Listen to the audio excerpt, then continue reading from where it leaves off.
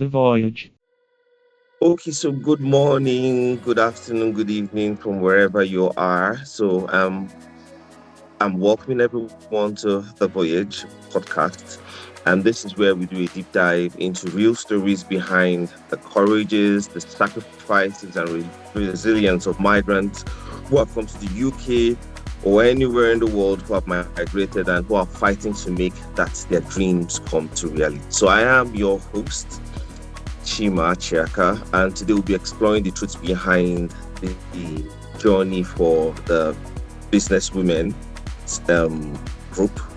We're going to be exploring the sacrifices that the business owner has made, the culture shock she has endured, the failures that nearly broke her, and the resilience that keeps her rising. And my guest today is Lucy Okafor. I am not going to do a proper introduction. She will do that herself. And trust me, her story is going to really inspire someone today. So the floor is yours, Lucy.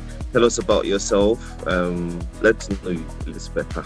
Oh, thanks for having me, Mr. Chaka. I really appreciate this opportunity. Telling my story is what I love to do, as long as it keeps inspiring life and making lives better. Because my story is really bit of I don't know, I don't have the right word to use. But let me go into introducing myself. My name is Mrs. Ebere Lucy Okafor, right?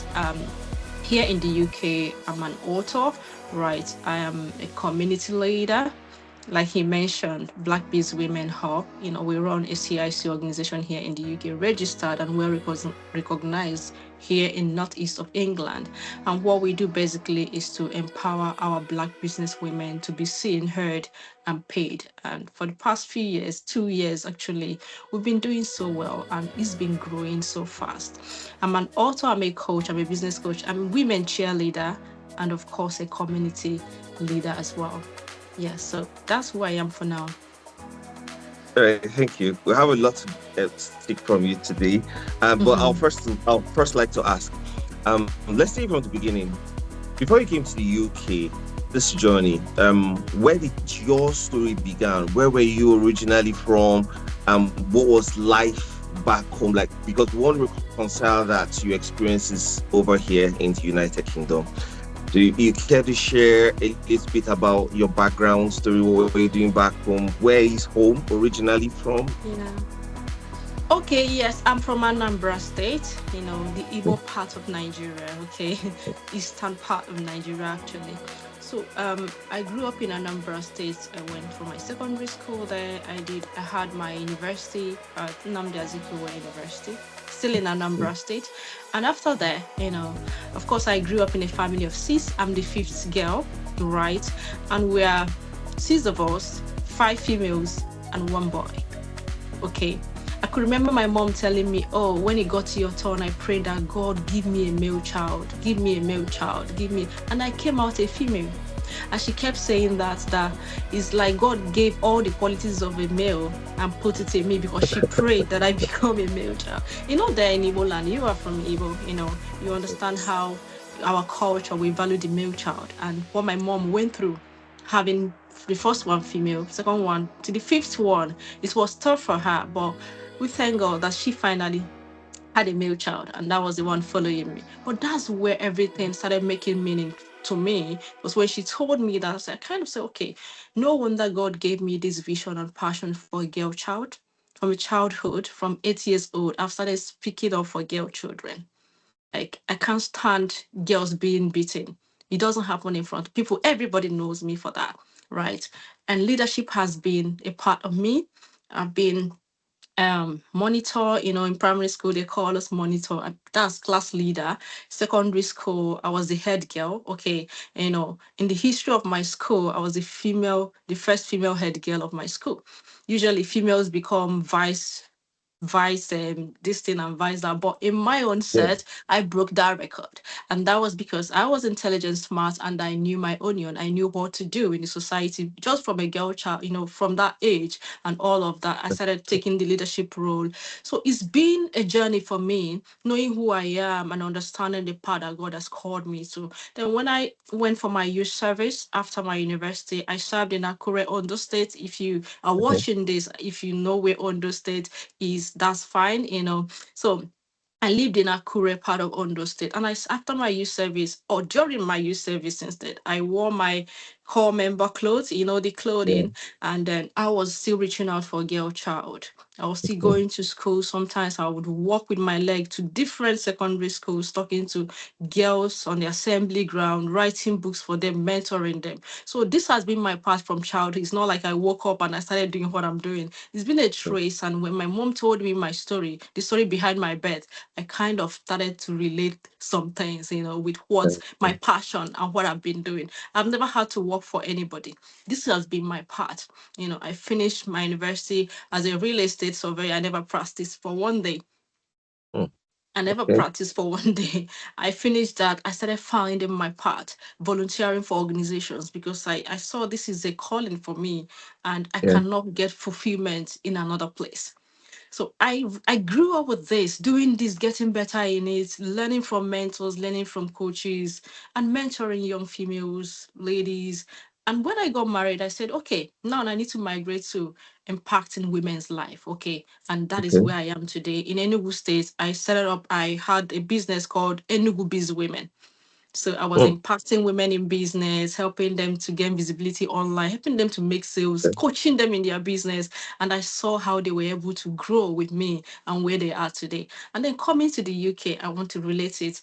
That's actually where the Biz Women came from. Came Biz up Women from. has been a brand. Yeah. So, but here we Right. started to coin it to Black Biz Women because we are in a Mm. different environment. Let me stop here because of Um, our time. There's a lot to all talk right. about, but I'm trying to be brief here. That's fine. I wanted to ask a question. So, what pushed you to come into the United Kingdom? What dream did you have, or was it like an economic drive? Like, oh, things are based on the way things are going. I think we need to move. What really drove you into coming to the UK? Okay, yeah. In Nigeria, it wasn't money for me. I had my Okay. money, I had my business. My husband was doing so well. It was a bit of insecurity. At the point we're afraid of, Right. oh, the society is not right for us in terms of insecurity. When my husband goes out, there's this fear in me. Oh, are you gonna come back safe and all of that? I couldn't afford to live in that fear.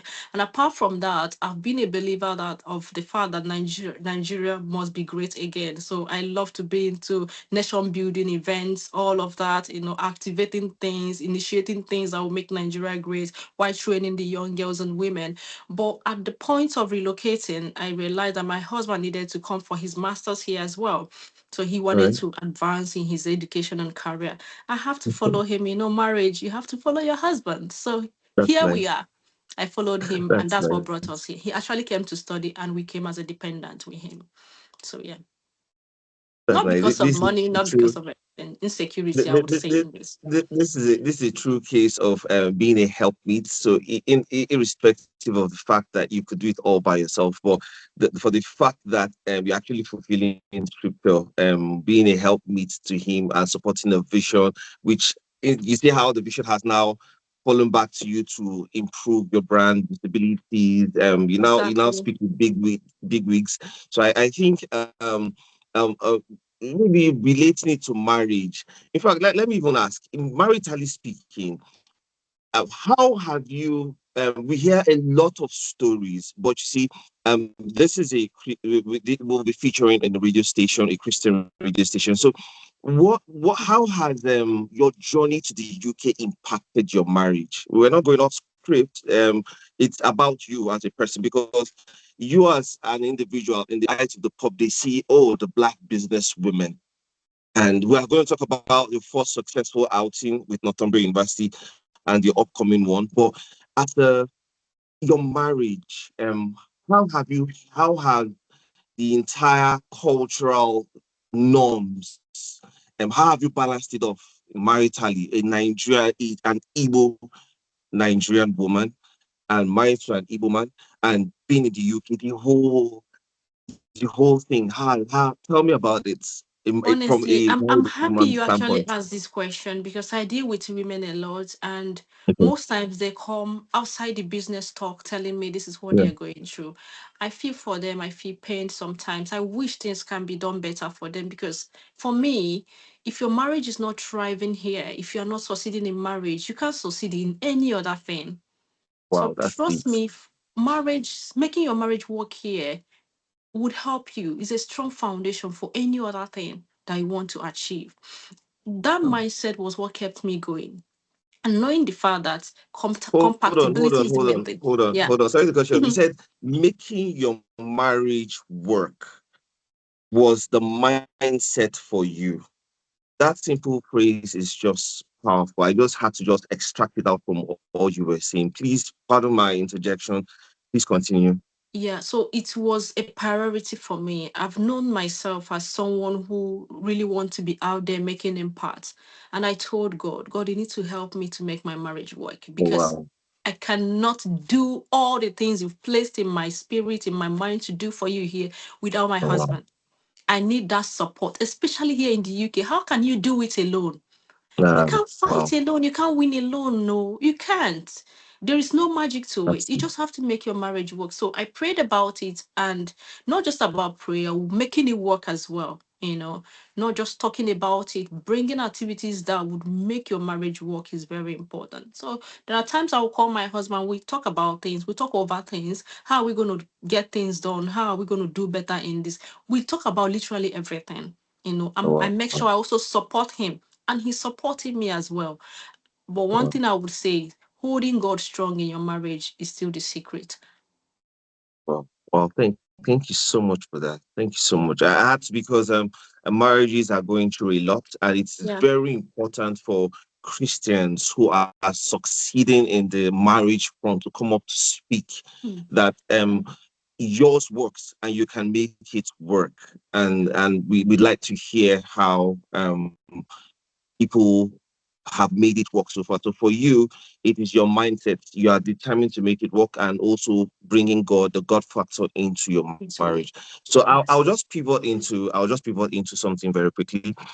Your sacrifices. What sacrifices have you made so far towards your success? Because I've been trying to get you into this interview like forever. And you're like, oh, the kids, oh, you book for this, you book for that. And I'm like, okay. This is the price for success. So I have to just be a little bit patient with you. So tell me Yeah. about your sacrifices Oh. for your marriage, your children, and how have you managed the multi-level activities that you're doing?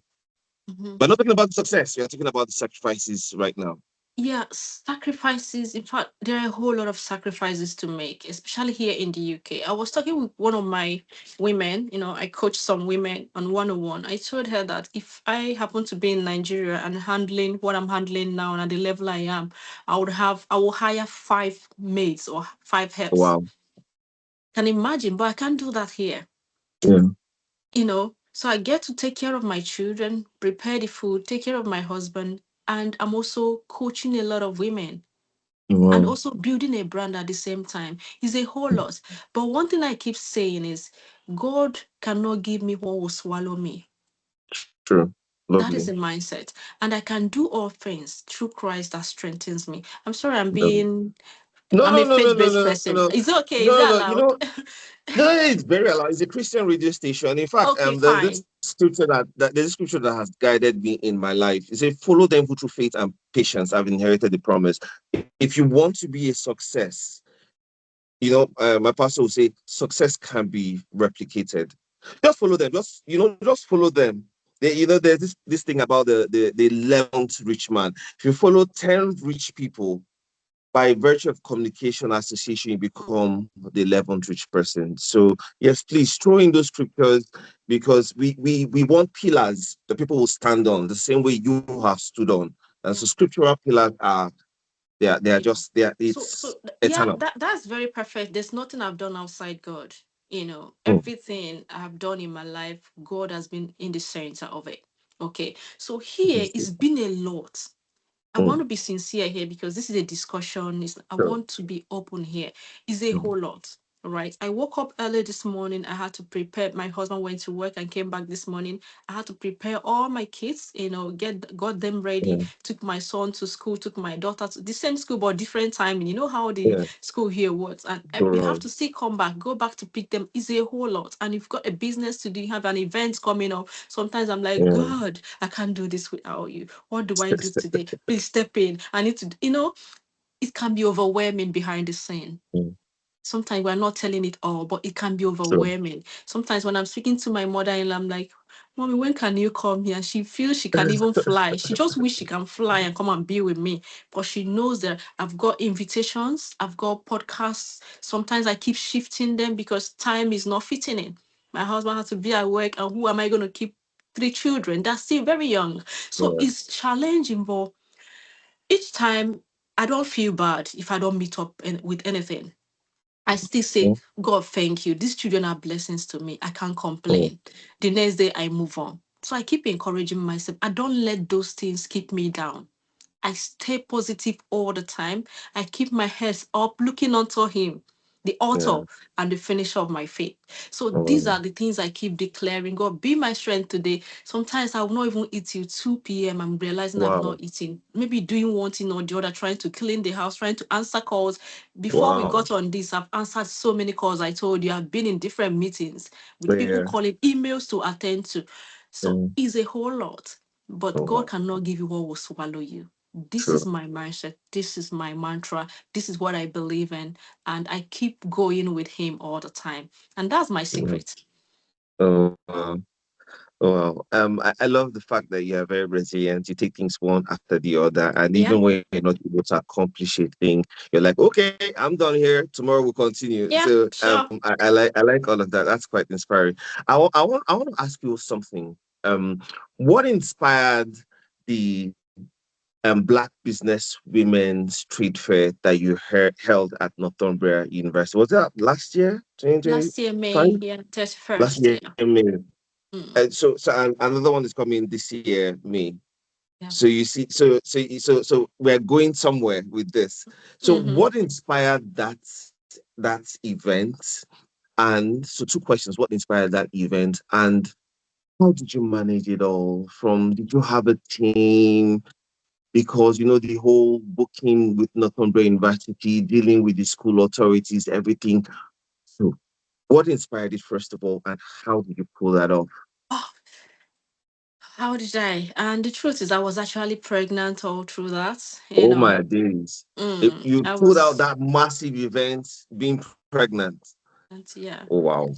it's honestly, I can only say that is God, right? The I will idea, keep the, I will the keep idea, going where to. did the idea come from? Was Okay, it from like group people asking for where did the idea come up from? The trade okay, fair. we've had like I have a community on WhatsApp, and I started like a Okay. joke. I love impact, gather here, Okay. women. Are you making money? Do you have side hustles? Let's know how to do things, together. And before you know it, we grew, right? It blew my Mm, mind how fast we grew. And then I saw these women, they post on WhatsApp what they sell. People are patronizing them. And sometimes I feel they can actually make more money. More people can see them beyond the WhatsApp platform. Because one of my mm, vision is to make them to be seen, heard, and be okay. paid. So I was achieving the part of being seen in a little way, maybe Mm, WhatsApp, Instagram, encouraging them mm, posts on social media, and then being heard. Some point I interviewed them. But what about being paid? So mm, I said I need a market where I can bring this my women to display all these beautiful things they have. Some of mm, them are very intelligent, they're crafty. If you see what mm, these women are doing, you'll be shocked. They are mm. so good. So I don't want it to be hidden somewhere just in WhatsApp, or maybe they're struggling to post on social Yeah. media. I said we need a carnival, market carnival. That was what even that was Oh coming wow. to my mind. A place where they can come display all these beauties, and we bring all our black community, including everybody, Oh, white people, to come and see how good they are. They oh, need to be wow. celebrated, they need to be seen, and people need to patronize them. So it was out of how do I help? It was out of, what how do I render to these women to make them better? I was looking for a solution to their problem. And that was what bettered that. So we said, you need a market day event. We need an event where bring out these things, because people post it on WhatsApp. I see it every day. yeah, How beautiful they are. I don't want to be seeing it alone. I don't want just this yeah. number here to be seeing it. We must call the world to see this. That was what Come on. inspired that. And we gave it a name. We gave it some actions. It took off. So that's the concept as to how you birthed the idea. You were in an attempt to meeting needs, an idea was birthed, Yeah. giving them a platform to be seen. You saw them, they started interacting with you. You heard them. Yeah. Then the third pillar was being paid To for be whatever paid. services. So the concept came out Came up. Yeah. from the interactions. That's Yeah. interesting. So in dealing, because in dealing with how, when you found the venue, how did you get approvals? How supportive were the university community? Did they buy into the vision? Because your market segment is the, I'll not, well, in according to the categorization, the black minority group. And That's see. according to the categorization. So how were they supportive, the universities, and did you face setbacks, or were they just supportive for that this vision? Okay, I jumped on the university hall decision after the initial hall wanted to use got cancelled. We Okay. had a very we started with a different hall at a point, it got cancelled, and I'm like, oh, what do I do at this point? And I started researching online which venues SU came up on the research on Google. Yeah. I said, okay, since they've got halls, a big one, let me give them a call. And I gave them a call and spoke with them. They said, that's fine. What kind of events? I told them. So they didn't restrict me. There was no kind of, try to, because he's black. No, no, no. They gave me the support. They welcomed the idea, but I paid for it. I paid Okay. fully. There was nothing like So, discounts. I came in as clients, and I yeah. paid and I used the hall. But they were really supportive. The hall management, they really helped in setting up everything. And it was excellent for me. In as much as I paid, there was no discount. There was nothing like, oh, let's collaborate at that time.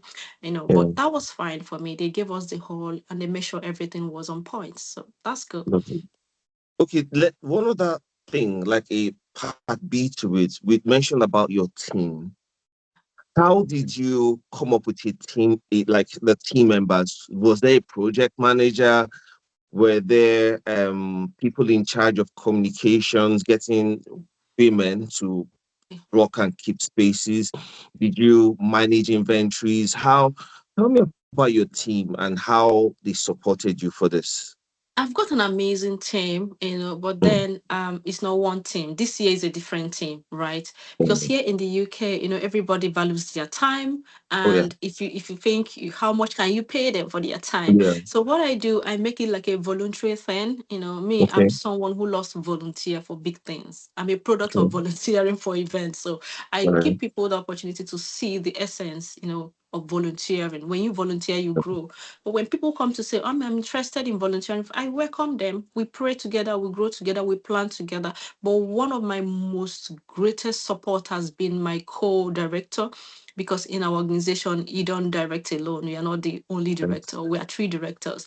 The two of them has been amazing. I have Dr. Right. Class, one of the director.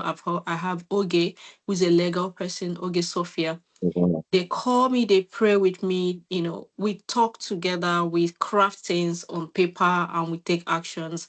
So I would say Mm. 80% of everything that happened last year came from me and my directors. Then the Oh, wow. 20% from the team that said they want to volunteer. Because when people tell you volunteering, if you are not paying them, they will still give you all the 50 or 100% that you That's want, true. But then I keep going, right? Mm. I might give people do this. If I see that they are not having time to do it, I get it done. Mm. So I'm one man army. There's a phenomenal thing that you have said repeatedly across our interactions. You Yeah. say, "Oh, we pray together," and you mentor them, and you pray with them, with the women. Then now your directors are, um, they get on board with you. They call you to check up on you. They pray with you, which is amazing because you see, not many businesses have God at the centerpiece of what they do. No wonder you are so successful as a director or a chairperson for this organization. It's just remarkable that your team, that your board of directors put God at the center of it all, and even in your operations you also put God at the center of it all. In your mentoring, and you have the other day I called you, like, oh, I'm about to pray with the woman. I was like, okay, all right.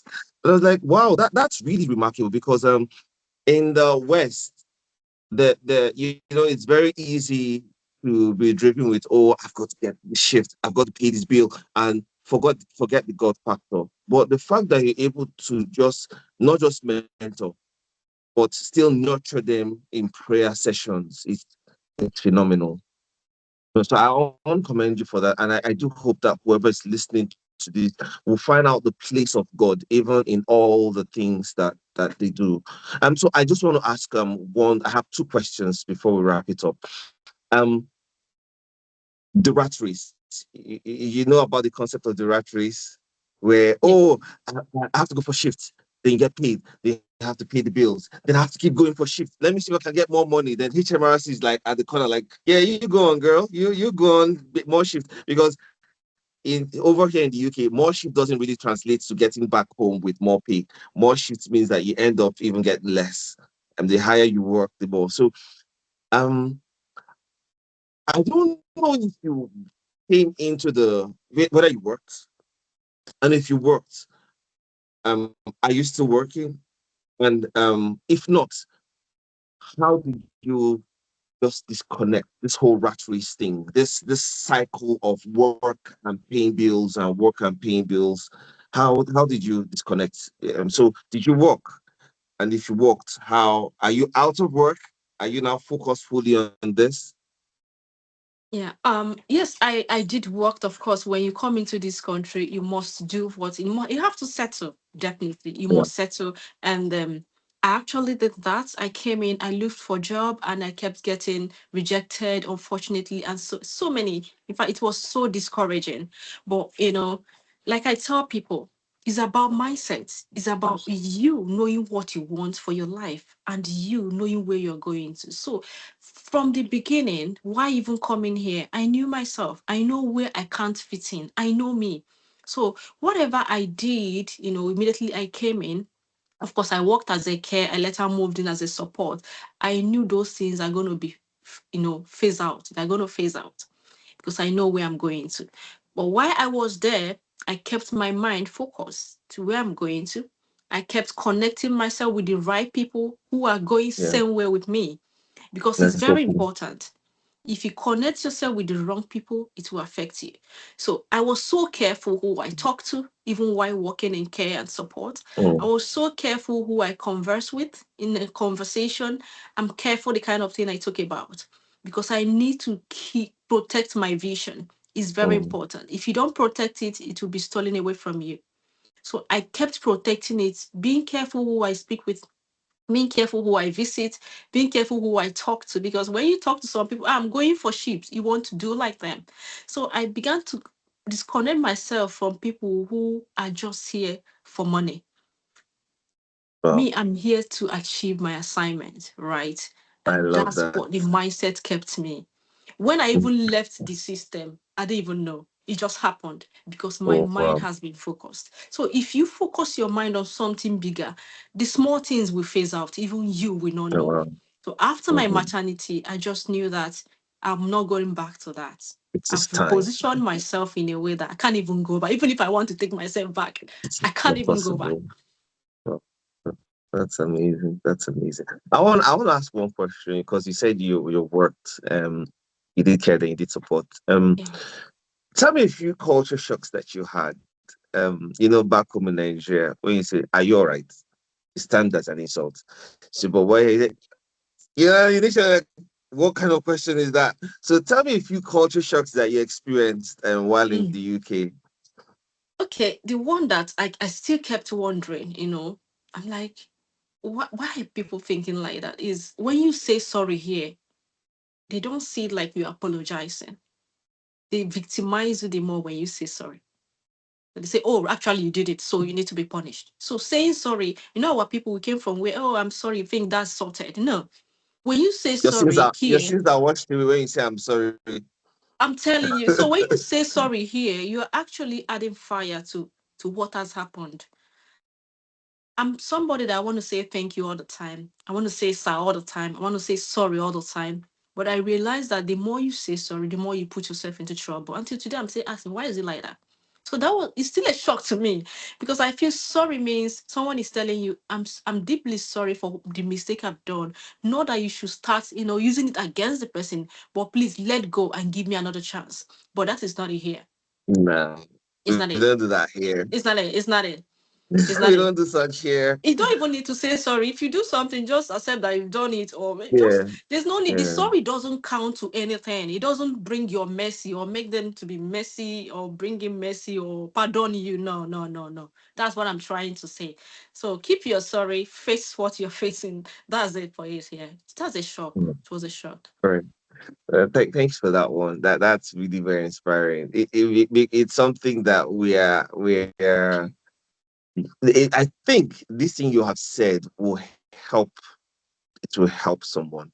So that you don't come with the Nigerian notion that when you say sorry, please now, for the sake of God, then they will like, Yeah. okay, okay, They okay. were We like, just no. you erase that Yeah. sin or that error you have made.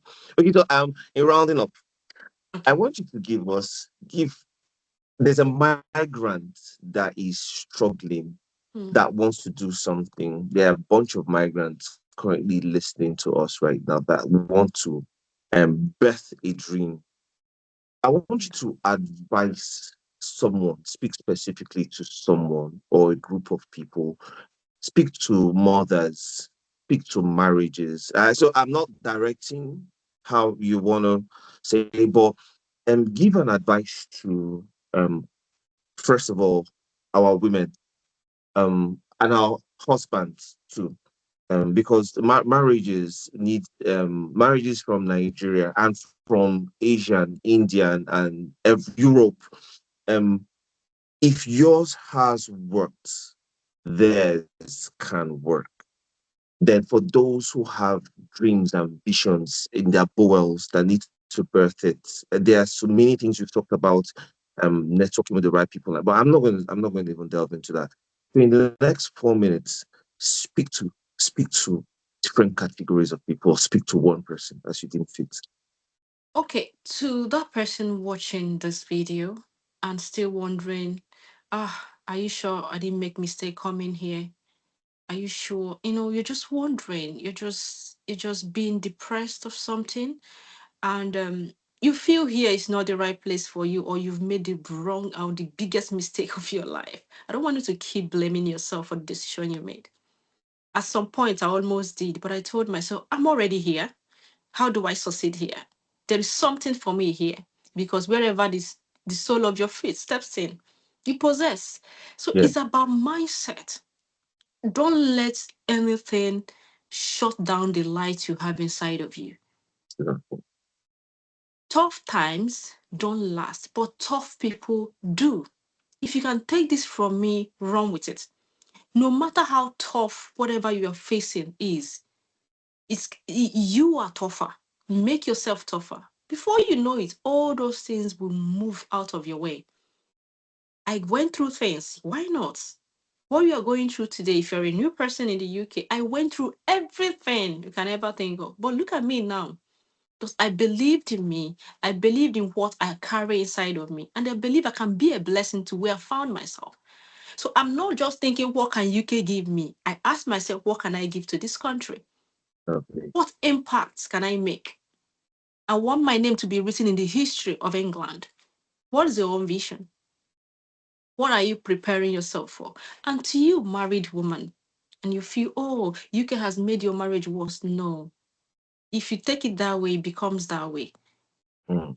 Don't think that way. It never made it worse. You can make things happen for yourself. However you want it, you make it happen for yourself the same way you want it. First of all, take it to God in prayers. When we came here, there's a church I decided to start going to. My husband was still, we are Catholic background, but I needed to move to another, denomination. I didn't force my husband. I just prayed about it. I kept praying. On Sundays, I prepare my kids and we go to church. He was never going, he was going to his Catholic church and everything. And I wanted him to follow me, right? I took it to God in prayer. I'll come back and say, do you know what Pastor preach? Pastor preach about faith. I would gist with him about it. And one day he said, let me just follow you. So there are some things you don't force. Pray about them, conceive them, have affirmation, affirm them. Oh, this is how I want my future to be. Keep talking about it in your mind, keep believing in it. One day it will happen. There's a power in what we imagine. But if you keep imagining the negative things, keep complaining, worries and complaint has never solved anything in my whole life. Mm. If it's never a strategy to solve any problem, complaining and worrying and being depressed will never get you out of there. Move on, see the light, embrace the future you have, look at it, get the right friends, and you'll be there. So I want to stop here. There's a lot to talk about, but Preach, preach, preach. preach it, preach it, preach so, it. so, so Give us the in mic. summary, But mhm, in summary, one thing I've learned from all that you have said is, in summary, correct me if I'm wrong, as a man thinketh in his mind, so he so he is. is.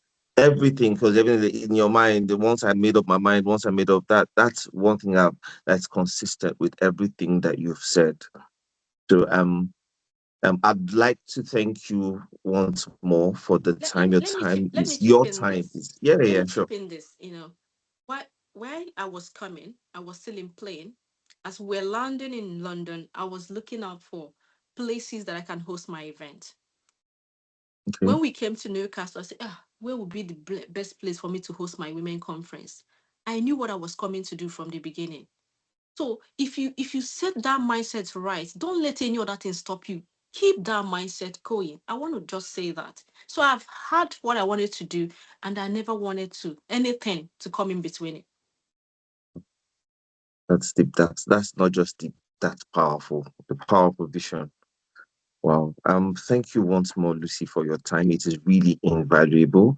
And I do hope that a lot of people are going to be helped by the things that you have shared. It's really invaluable. So having said that, I want to thank you once more for making our time to come share your experiences with us. And this remains the voyage. And I'm your host, Chimacheka. Thank you once more, Mrs. Lucy Okafor, for your time. You're Um, welcome. I do look forward to attending the Black Business Women's event this year. I hope, I promise to be there. Please. I promise to be there. So we will see, and we'll keep the lines of communications open. So thank you very, very, very much for the time Yes, it's you've happening on the given to us. 27th of June at Northumbria 27th of University. June. Yes. Fine. We'll lock it in. Yeah, We'll lock lock it it in, in. lock it We'll in. also try See you as all much there. as possible to Yeah. advertise. All Mm-hmm. right. Thank you so much for your time. Okay, sir. Thank you too All for right. having me. Bye. Bye. Bye.